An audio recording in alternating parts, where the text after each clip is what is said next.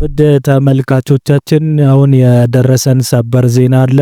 ቅድሚያ ከሀገር ውስጥ የኢትዮጵያ ጠቅላይ ሚኒስቴር ወደ ፓሪስ ማቅናታቸው ታውቋል። እንግዲህ ወደ ፓሪስ ያቀኑበት በኢማኑኤል ማክሮን የፍራንሱ ፕሬዝዳንት አቀባበል ተደርጎላቸዋል። እንግዲህ እንደሚታወቀው ይሄ ደማቅ አቀባበል የተደረገላቸው ለኢትዮጵያ ጠቅላይ ሚኒስቴር ሲሆን ለኢትዮጵያ ጠቅላይ ሚኒስቴር ውስጥ በፓሪስ ውስጥ የሚገኙ የተለያዩ መጎብኛ ስፍራዎች ከኢማኑኤል ማክሮን ጋር መጎብኘታቸው እንግዲህ ይታወቃል። በዚህም ውይይት አማካይነት በኢማኑኤል ማክሮን እና በጠቅላይ ሚኒስቴሩ ውይይቱ ምንን እንዳካተተ የታወቀ ነገር የለም። ተጨማሪ መረጃዎች የምናገኝ ሲሆን የምናደርሳችሁ ይሆናል። ውድ ተመልካቾቻችን አሁን ደግሞ ከአሜሪካ ወደ ተሰማው ዜና እንሄዳለን። የአሜሪካው ፕሬዝዳንት ዶናልድ ትራምፕ እንግዲህ ዓለምና አቅጣጫዎችን መቀያየሩን ቀጥሏል። ከነዚህ መካከል በዩክሬንና በራሽያ መካከል ያለውን ግንኙነት መናገራቸውን ይታወሳል። በዛሬው ዕለት ደግሞ የተሰማው አዲስ ዜና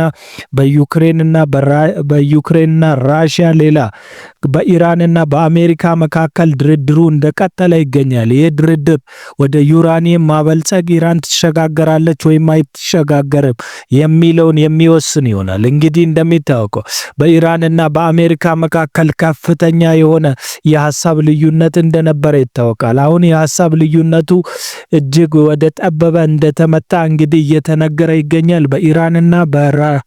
በኢራንና በአሜሪካ መካከል የሚካሄደው ውይይት ወደ ተስፋ ሰጪነት የማይለወጥ ከሆነ የእስራኤሉ ቤንጃሚን ኔታንያሁ ከፍተኛ ጥቃት ለመፈጸም እንግዲህ ተሰናድተናል ሲሉ እንግዲህ ተናግረዋል።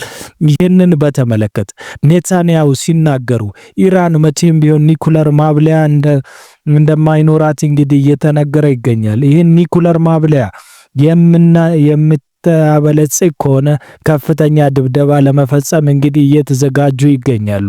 ኢራናውያን ያላቸው ተስፋ ላለመደብደብ አንድ ነገር ብቻ ነው፣ ይህን ስምምነት መከታተልና ይህን ስምምነት እንዲደርስ ማድረግ ነው ያሉም አልጠፉም። በሌላኛው ዜና በአሜሪካና በዩሮፕ መካከል በሚደረገው የንግድ ስምምነት አማካይነት ፕሬዝዳንት ትራምፕ መልሰው ከጁን 1 50% ታሪፍ በዩሮፒያ ዩኒየን ላይ ለመጣል እንደተዘጋጁ እንግዲህ እየተነገረ ይገኛል።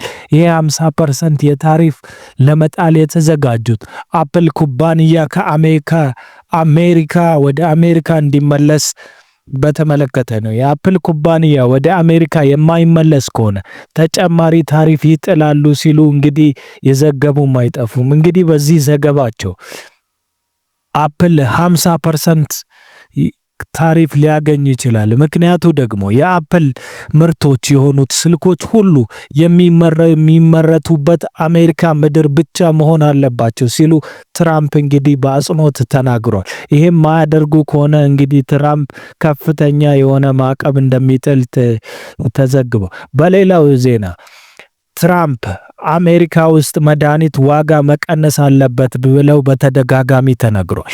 ዋጋዎቹ በ50% እንግዲህ መቀነስ እንዳለባቸው በተደጋጋሚ ተናግረዋል። 50% ሊቀንሱ ይገባል ብሎ የተናገረው በዋናነት አንደኛ የአሜሪካ መድኃኒት ቤቶች በሚገባ በህዝቡ ላይ ብዙ ዋጋ ጭማሪ እያደረጉ ነው ስላሉ ነው።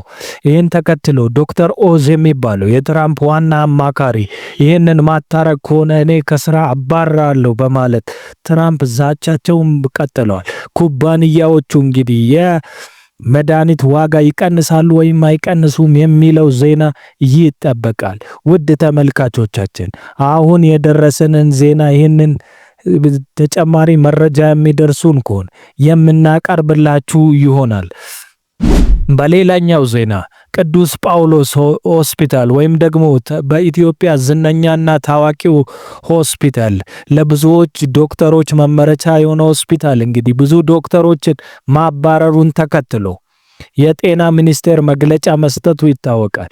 የተባረሩትም የሕክምና ኢቲክስ ባለመጠበቅ ወይም ደግሞ ታካሚዎች እያሉ እነሱ ደግሞ ይህንን ታካሚዎች ጥለው ደሞዝ እስኪጨመርልን ድረስ አንገባም ስላሉ እንደሆነ አንዳንድ ሪፖርቶች ያመለክታል።